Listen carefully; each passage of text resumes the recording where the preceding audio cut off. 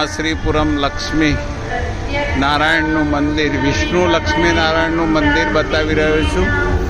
શ્રીપુરમ વિષ્ણુ લક્ષ્મી ટેમ્પલનું દ્રશ્ય બતાવું છું.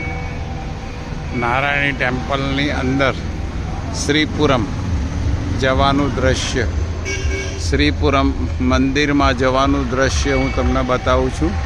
આ શ્રીપુરમ કોમ્પ્લેક્સ છે. બંને બાજુ આવી રીતે નેચરલ, અંદર 70 કિલો સોનાની મહાલક્ષ્મીની મૂર્તિ છે અને આખું મંદિર 15,000 ટન સોનાથી વાપરેલું છે.